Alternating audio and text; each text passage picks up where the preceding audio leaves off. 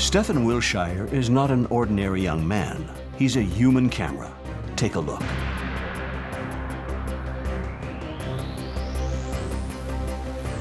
A few hours before, he flew for a few minutes over the center of London for the first time in his life. Then Stephen was brought to this large drawing board. This is where the incredible begins.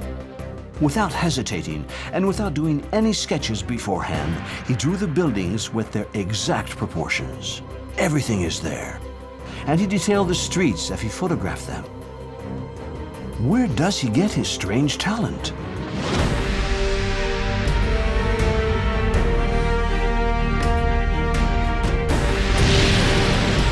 They are prodigies in drawing, music, or calculus. They are autistic people who have Savant Syndrome. He has been named the Little Mozart of jazz. How did little Matt Savage discover piano in one night? Trance, ecstasy, meditation? Do altered states of consciousness reveal an unknown part of ourselves? Can the brain of a believer be scientifically studied? Does faith leave a trace in the brain? Now that science has new machines to explore the human mind, can it unveil the hidden side of the brain?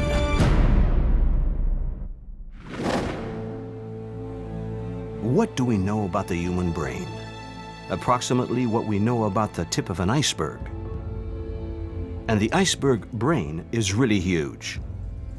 100 billion brain cells and 500 billion possible connections between them. There are as many stars in the whole universe.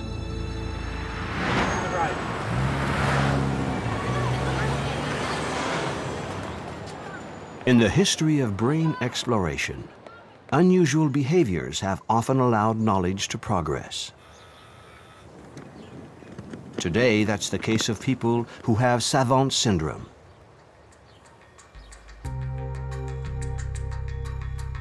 This is 2003 in Quebec. Julien is 9 years old, and he has pervasive development disorder. In his case, it's autism. At the request of his parents, we've hidden his face. To test his extraordinary evaluating capacities, the Canadian research team are going to put him through a series of tests. First exercise. Julien has to estimate the circumference of this circle. Wow. See the circle all around us? All of this is 25 meters. 25. The experience is all the more difficult because it's timed. 20 meters. 20 meters.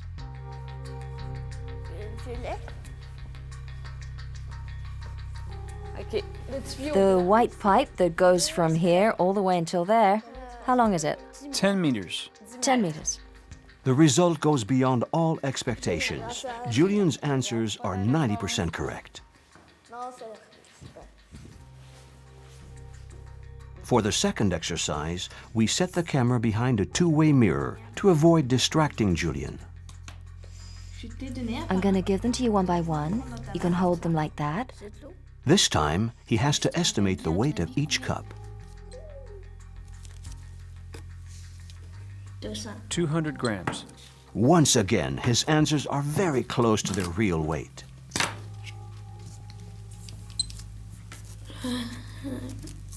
Un kilo. 1 kilo. The last experiment is even more impressive.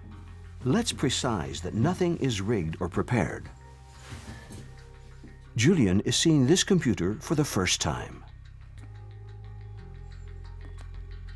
10. The point of the exercise is to say how many dots there are on the screen. 35. Julien has only 2 seconds to see the screen.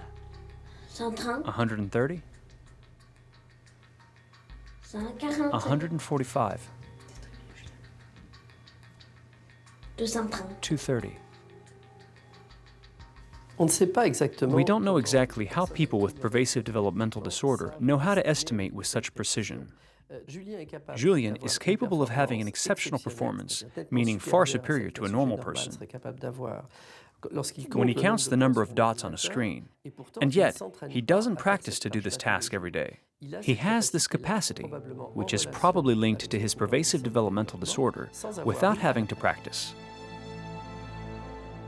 Don't be fooled by these little feats. Autism is a dysfunction first and foremost, but also an opportunity for Julien and others like him to develop exceptional faculties.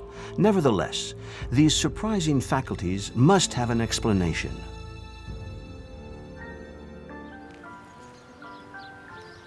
Our investigation continues in the United States in Massachusetts.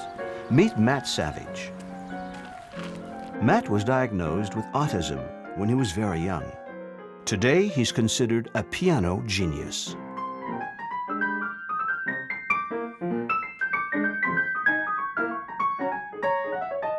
Dave Brubeck himself nicknamed Matt the Little Mozart of jazz. He's played with stars such as Chick Corea, Wynton Marsalis, and Chaka Khan. He composed 9 albums, the first 7 albums between the age of 7 and 14. He's played on many stages, including the famous Blue Note in New York. Question: how does music come to you? Well, I can't really say for sure. I mean, I don't really have a particular method. You could say it just goes right from the head or from the heart to the fingers. Usually what happens is I think of this one simple idea, this melody just comes out of nowhere, and then I build on it, because it's not really all that hard to build a tune from melody. So like, say if I play, and then I could do like, and then I could create some sort of tune from that. Matt discovered his talent one night in unusual circumstances. Before that, he was considered to be a problem child. We asked Matt to describe himself when he was 3 or 4.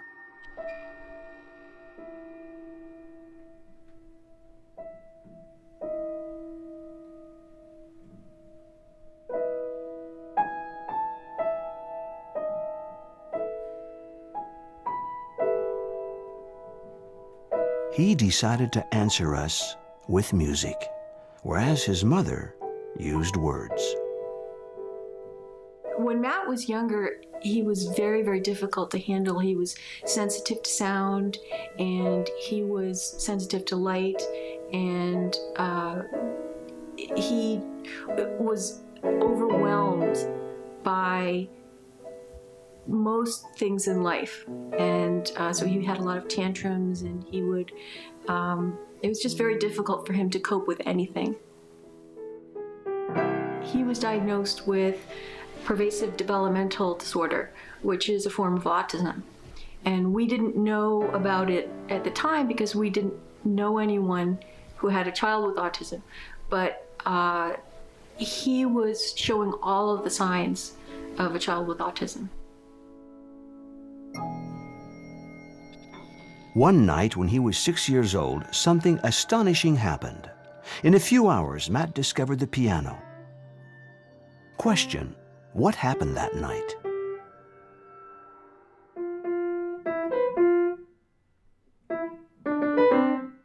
When Matt was 6.5 years old, he did a therapy to help his ears to normalize sound, and we had given him some musical toys so that he could try to get used to sounds. And we just heard the music coming from downstairs, and it was the first time we heard music from him.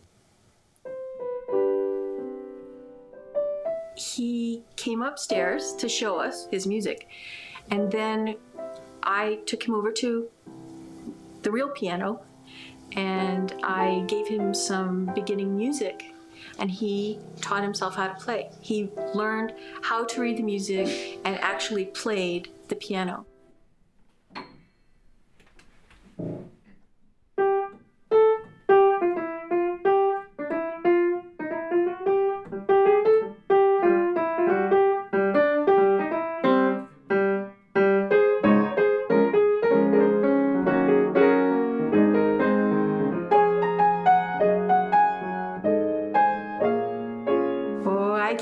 explain that. I can't explain.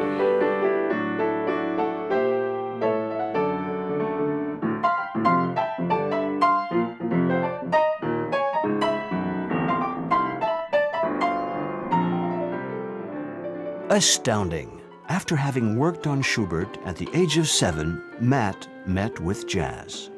His improvisational talent explodes, and Matt performs on several stages. Publishes 7 records in a few years. His case is so exceptional that Dr. Darryl Trefford, a world-renowned specialist in Savant Syndrome, suggested a new concept, the prodigious savant. A prodigious savant is a person whose skills are so spectacular and so remarkable that if they were not disabled, we would call them a genius.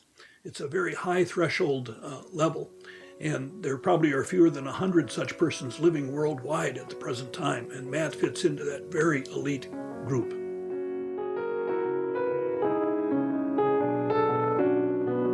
I think there is a link between his autism and his talent in that I think that the focus that he has, his ability to hyper-focus on things, allowed him to hyper-focus on music.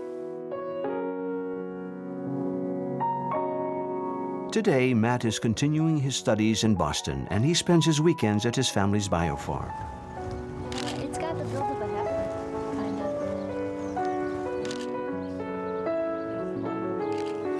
of. Now that Matt's older, most of the signs of his autism are gone. And he's just like every other teenager, except more polite and sweeter, I think. Apart from music, Matt has a few talents that are appropriate for Savant Syndrome, like exceptional calculating faculties or the ability to act like a living calendar. For example, February 8, 1947 was a Saturday. The question is put to him. February 8th, 1947. 2/8/47.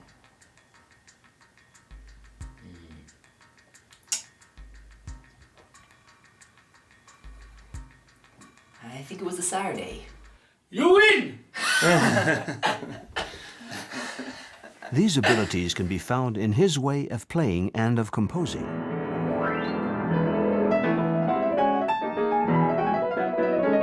He never plays the same version twice and starts his concerts without setting a program in advance.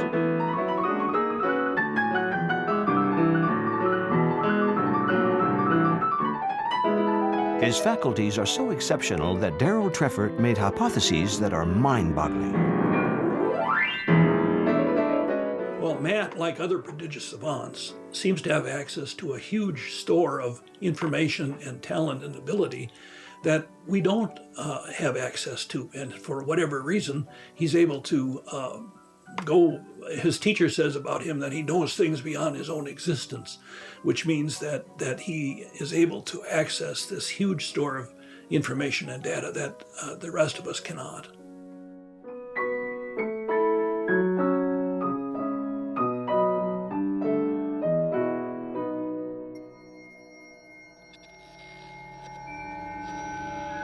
The human brain isn't static. It has a 7-million-year-old history. From Lucy, the little Australopithecus, to modern man, the volume of the brain has been multiplied by 2. So, could Savant Syndrome show us that this transformation is going to continue? It's possible.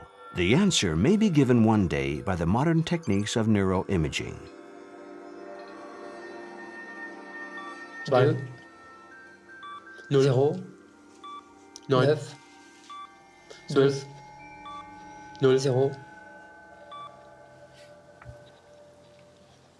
6,272. Very few experiments have been done on the brains of young mental calculation prodigies while they were in action. 6272. A team of French and Belgian neurologists studied the abilities of this young 29-year-old German mental calculator, Rudiger Gamm. 377,149,515,625. Rudiger Gamm isn't autistic, but he has Savant Syndrome, which has given him the opportunity to show his extraordinary capacities in calculus on television. To try to understand Rudiger's method, researchers have used a very efficient technique of neuroimaging. Positron emission tomography. 4648. Thanks to radioactive markers, we can visualize the cerebral zones that are activated when Rudiger does complicated calculations mentally. 1944.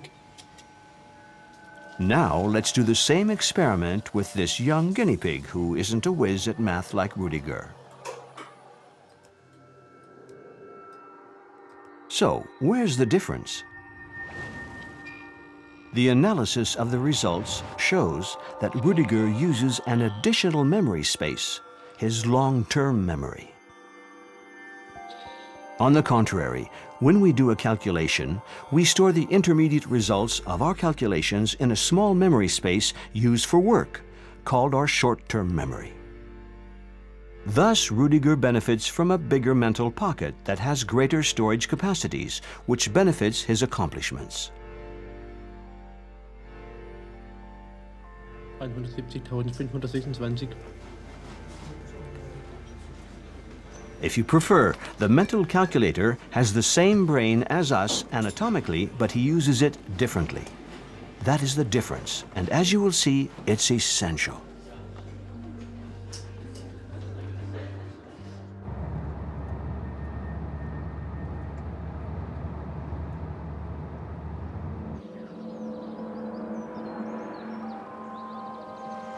There's a snowstorm on the little city of Fond du Lac, Wisconsin.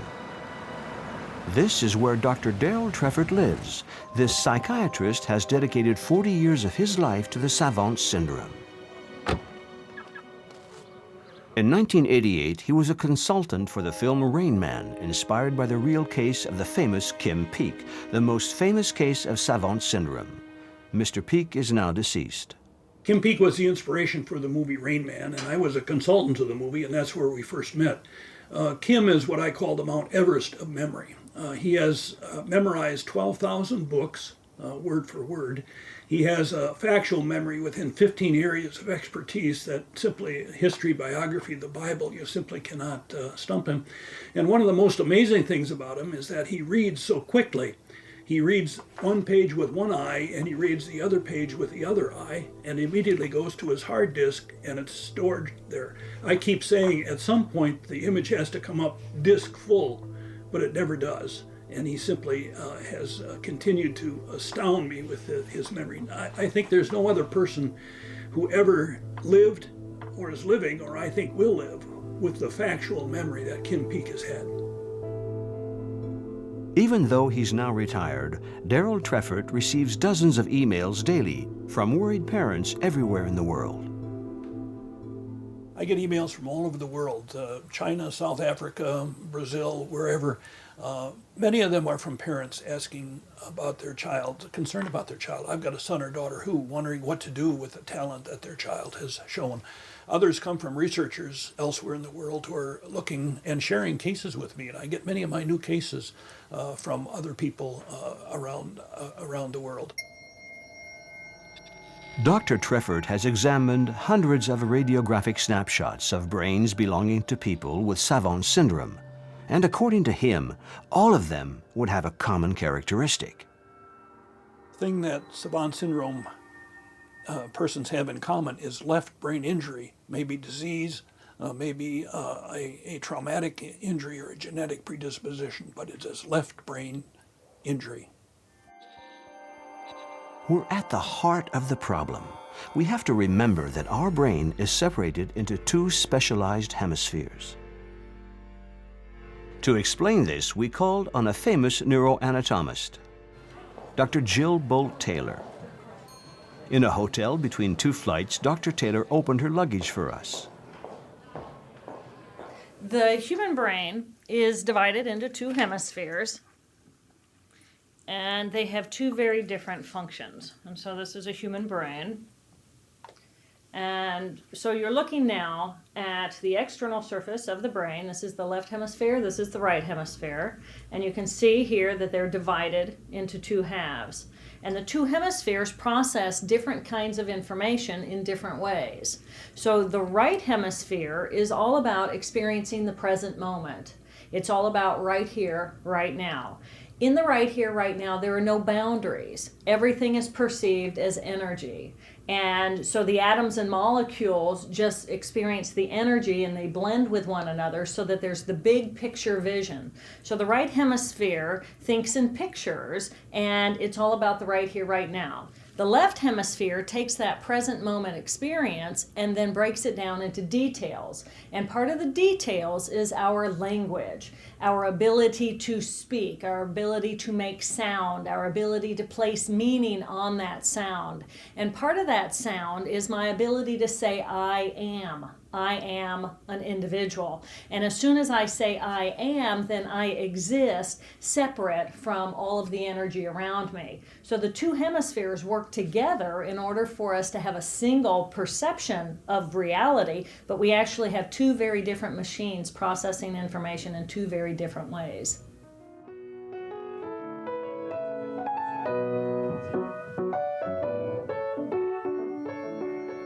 Now let's remember that Dr. Treffert noticed that people who have Savant Syndrome all have a lesion in the left hemisphere of their brain. And he gives us what he considers to be the key of the problem.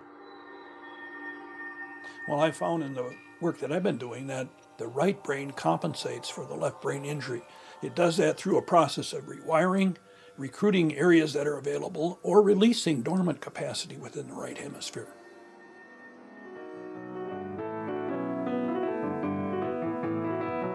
According to Dr. Treffert, it's by drawing dormant aptitudes from a reservoir in the right side of the brain that people who have Savant Syndrome can achieve these prodigies that seem to be way out of our reach. And the most fascinating part is that these aptitudes would exist in all of us. To prove it, Dr. Treffert has examined cases of people who have had the same lesions as people with Savant Syndrome after an accident. Here's the surprise. They also have awakened uncommon faculties.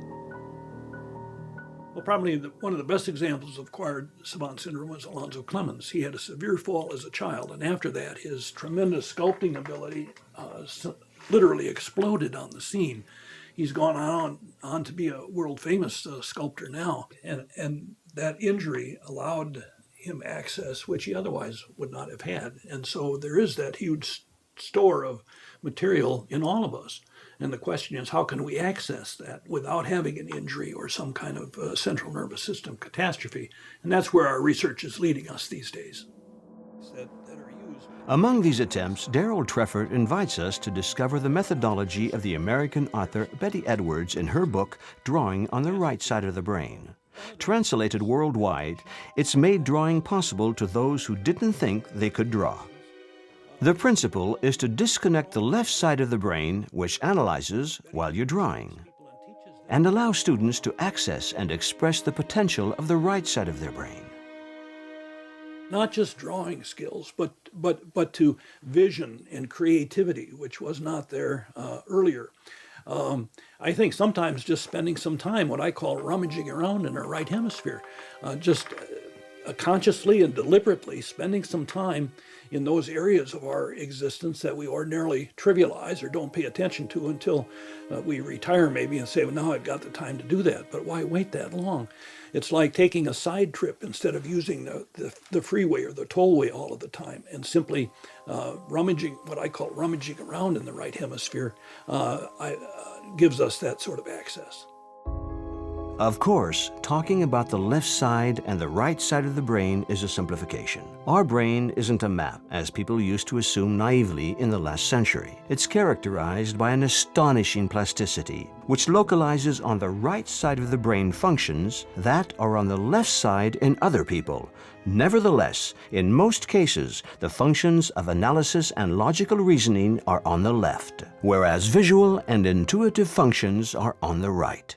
We are a left hemisphere society. We depend on our left hemisphere. It serves us well. Logical, sequential thinking, language, things that have served us well. They serve us so well that we begin to use only that well-worn pathway, sort of to the neglect of the rest of the brain, the right hemisphere. Yeah, some people call that the tyranny of the left hemisphere because it is so dominant and it is so well used and so easily used by us that it's to the neglect of the right hemisphere.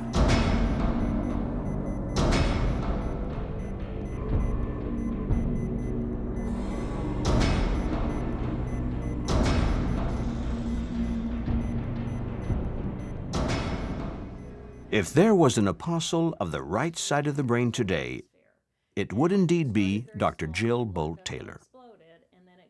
What happened to her is incredible. One morning in 1996, she was the victim of a vascular accident, which drowned the left side of her brain in blood. I had a major vascular problem in this region of my left hemisphere.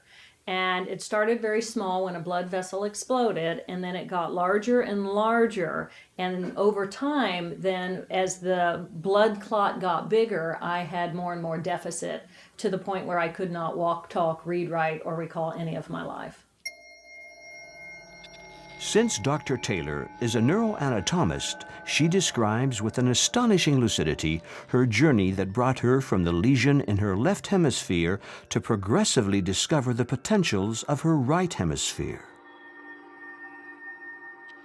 When I lost my left hemisphere and I lost all the details of my life, part of the details is my job and my relationships and my past emotional baggage, all of the things about my life that brought me stress. So when I lost my left hemisphere, all my stress about my existence went away. And in the absence of that, I felt this incredible awe of the beauty of what I was as a living being, and I just shifted into the consciousness of the present moment, which was wonderful. So the change that's happened in me is I moved into a space of loving, open, compassionate way of being in the world, a celebration of life, a gratitude for what I am as a living being. And now I go into the world, and recovery to me meant recovering skills of my left brain so that I could again communicate, I could again interact with others, but I now come from the consciousness of the right hemisphere. For several years now, Dr. Bolt Taylor has been spreading the good word about the right side of the brain. The side of the brain that she says is programmed for love and being open with one another. We're no longer in the realm of science only, but of an almost spiritual quest based upon the revelation that her accident gave her. I think that religion does give us access to the right side of our brain. It allows us to transcend ourselves, to look at bigger issues, our existence, meaning, and gets us away from the turmoil of the left hemisphere, the busyness and the tyranny, what I call the tyranny of the left hemisphere. It takes us to a different place where we can be more relaxed, where we can be more insightful and introspective. And people are searching for that. We're so tied up with what's happening in our left hemisphere and the busyness and the chatter of that. We seek a place of more tranquility and peace. And that is to be found in the right hemisphere and not the left.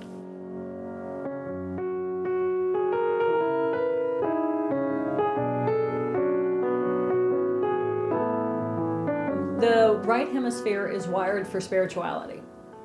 It's the big picture experience of all that is.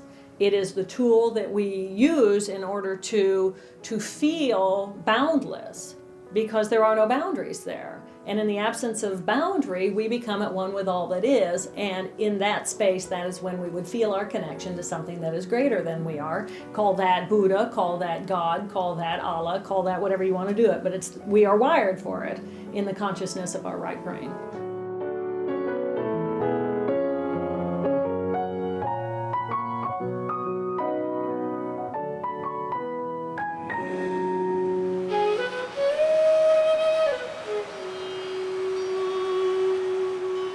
Let's make a bet here. If, as Dr. Treffert claims, Western civilization has been founded on a wildly rational and analytical vision of the world, typical of the left side of the brain, then it could be different in the east. But is this indeed true? We're in India and Haridwar. In this city on the banks of the Ganges, the Kumbh Mela ceremony is being held this year. The biggest religious gathering in the world. 70 million pilgrims converge.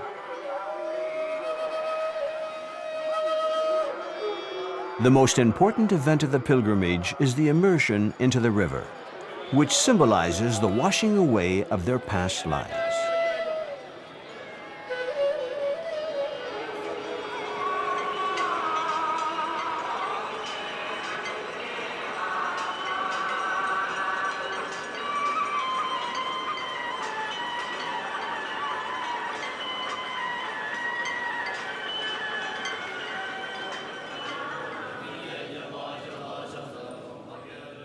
These monks have a rigorous practice. Their goal is to reach a state of enlightenment.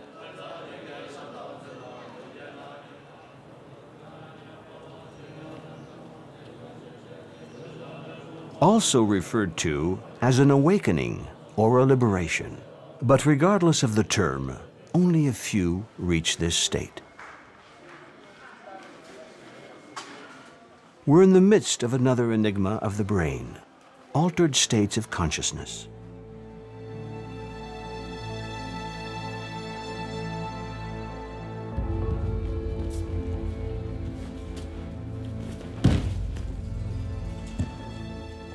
The study of these altered states of consciousness is difficult to do without a minimum of practice. Christine Lesconf chose Aikido.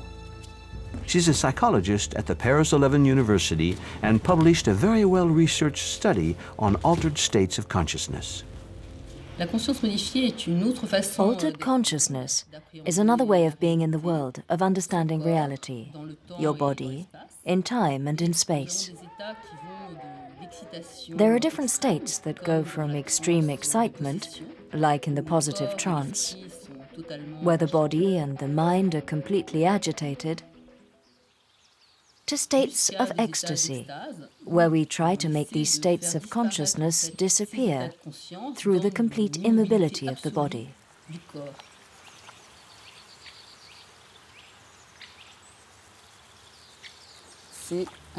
It's an astonishing state of extreme peace and tranquility. It's a state that's very difficult to attain. We feel it sometimes, and then it escapes. And the goal is to retain it for as long as possible.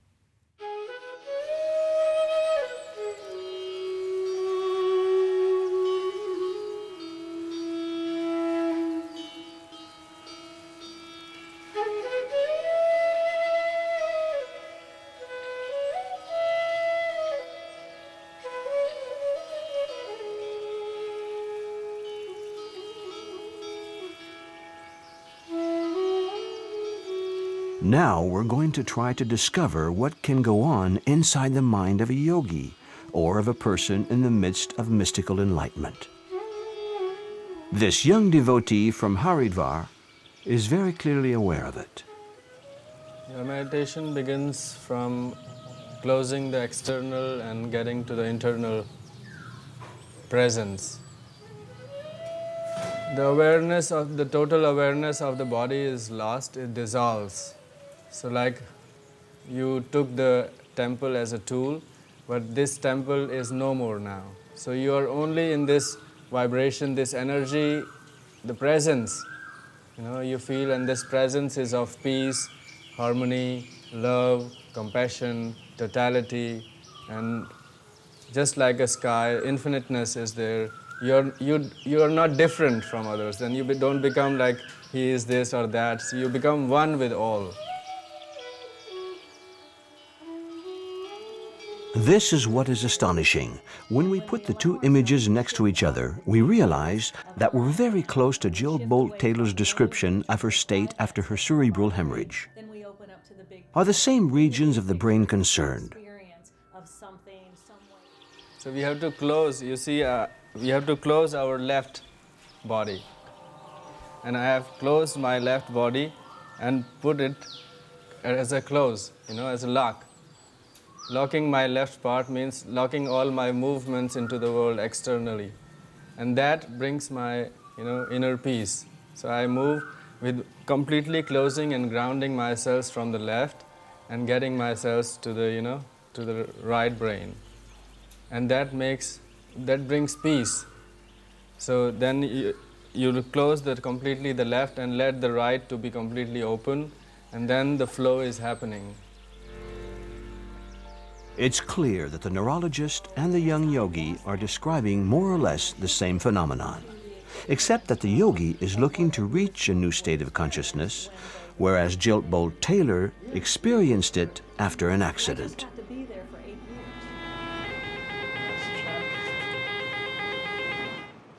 Here is a new question. If these altered states of consciousness can be described by those who are living them, then can they be observed by science? The answer is in these images. In 1995, Dr. Andrew Newberg from the University of Pennsylvania was the first to have the idea of scanning the brains of Buddhist monks meditating and of Catholic nuns praying.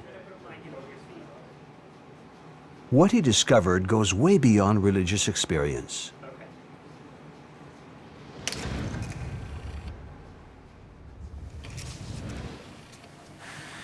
We have found a lot of different changes that go on in the brain when people are engaged in a spiritual practice like meditation or prayer. And among those changes, one very important change occurs in the frontal lobes, right behind the forehead. This area becomes very active during meditative and prayer states because the person is intensely focused on their particular spiritual object or their spiritual goal. The other part of the brain that is also very involved is located towards the back top part of the brain called the parietal lobe.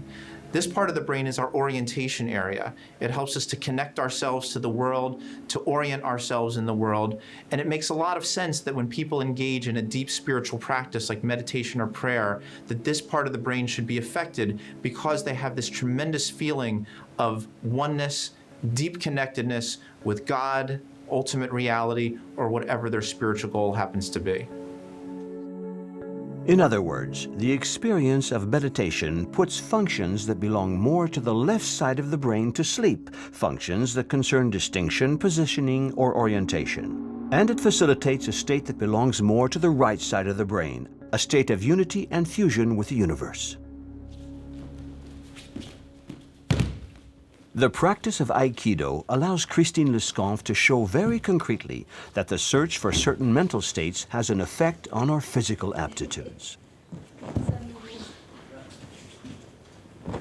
The way we think, the way we direct our attention is reflected in our posture, in our actions. We can see it easily when we do Ki-Aikido exercises like those I'm about to show you. If I'm scared, if two dangerous people attack me and try to lift me up, for example, when I try to defend myself, I'm very vulnerable. They can lift me easily. Now I change my state of mind. I concentrate differently. I modify my consciousness. I'm concentrated on the center of my body. I'm relaxed and I'm totally anchored into the ground. No one can lift me up. So they're now going to try and lift me up. It becomes very difficult and even dangerous for them. Here's another example. I have 6 people in front of me, and I want to push them. So I do it hard, I push hard. I can push the first one, but the others don't move. So now I'm going to change my state of mind and the way I carry my intention, my consciousness. I let myself go completely, and I think about the last person, Adam, who's at the end of the line. Here I go. I'm totally relaxed, but I'm thinking all the way until the end. All the way until the last one, and it's him that I'm pushing. All the way calmly. This is another example. They're trying to knock me down. I'm resisting physically against them, and they manage to knock me down. Now, I'm going to act differently. I'm going to concentrate differently, so that they're going to push each other. I completely relax. I'm stretching until I decide to get rid of them. If Aikido shows how a mental state can act upon the physical, then we can also show how mental states can reinforce certain moral values by studying with an MRI the cerebral activity of yogis during a state of compassion. Antoine Lutz discovered that the neural circuits of people who are well trained in compassion had transformed. So what we found that the insular cortex was more activated for expert practitioners than novices, while they were listening to emotional sounds like the voice of a distressed woman. And this finding is important because the insular cortex plays a critical role in feelings, and it also plays a role in empathy, which is a capacity that you have to feel the emotion of others. Remember that during the state of meditation, the subject puts to sleep the functions that separate him from the world, to the advantage of functions like relations, sense of connectedness, empathy. At this point, we discover that virtues like compassion, charity, altruism can be learned and developed, just like learning a musical instrument. So the general message here is that experience can change the brain, and we already knew that's the concept of neuroplasticity. But what is new in this research is that the training of specific quality like that gets compassion or concentration or mindfulness could produce also a change in the brain and behavior. These studies lead us to an important change in our point of view. If our most fundamental values and even mystical feeling have a cerebral translation, then we can dream along with Dr. Jill Bolt Taylor about the hopeful future of human development. The person who has control of both of their hemispheres has their own freedom. They have true personal freedom to choose moment by moment who and how they want to be in the world. And there are times when it's appropriate for me to come into the world as a compassionate, loving, open, curious person, ready to celebrate life with you, ready to create with you. And then there's also skills of the left brain that I want to use. My ability to create language, my ability to categorize and organize and get things done. At the same time, I think that the future person will come from the consciousness of the right hemisphere. They will begin with the intention of I am open, I am free, I am whole, so are you, you're the life force power of the universe, what can we create together? So I think that there will be more cooperation, more celebration, more basic joy inside of us. I think our stressful circuitry will go way down, and I think humanity will be healthier.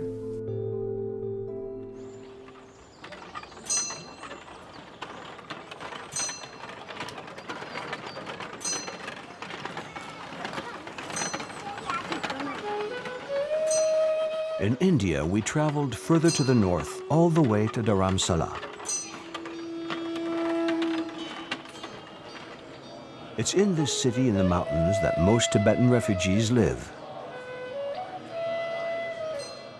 Despite our efforts and despite his willingness, we unfortunately did not manage to meet the Dalai Lama.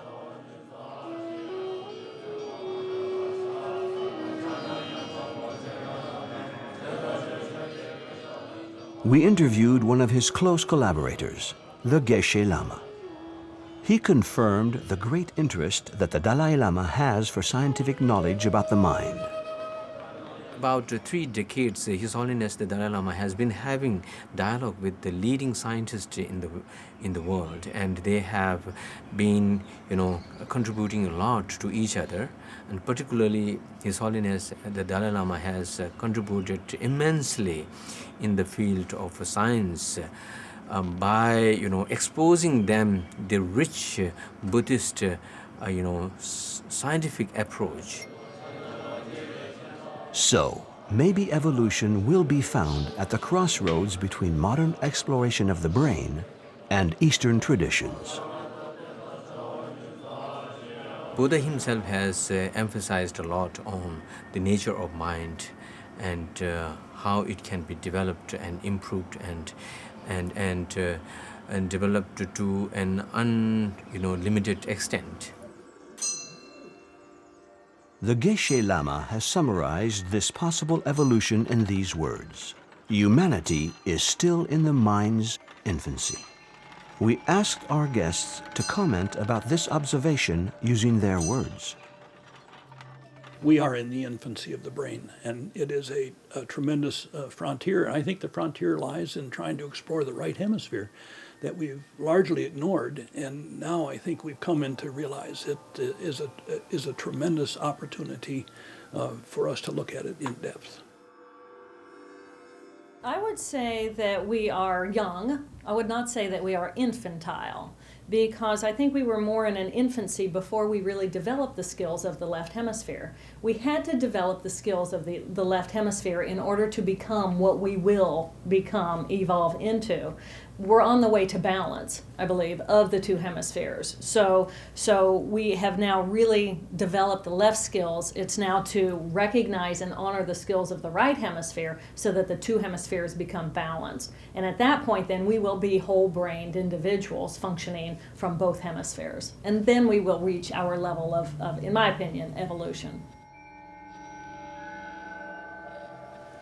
But part of what I think is so important is that we integrate both what we can learn from science by looking at the brain itself and what we can understand from the spiritual, subjective experiences that people have, and to find a way to integrate them together. Some people call this the field of neurotheology because it's a way of linking science and religion.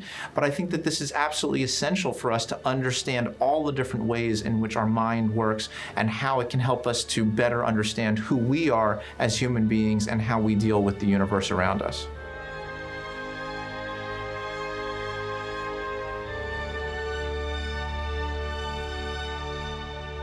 To conclude, let's go back to France.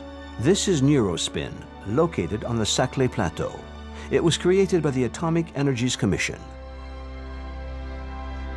To date, it's the most powerful center of neuroimaging in the world and has gigantic magnets. By exploring the most secret regions of our brain that are still hidden in the shadows today, can tomorrow's science reveal one of its hidden sides? Will it help humanity make a giant leap forward? Why not? Although it's true that we are in the mind's infancy, it's without a doubt that science can and will help us grow up.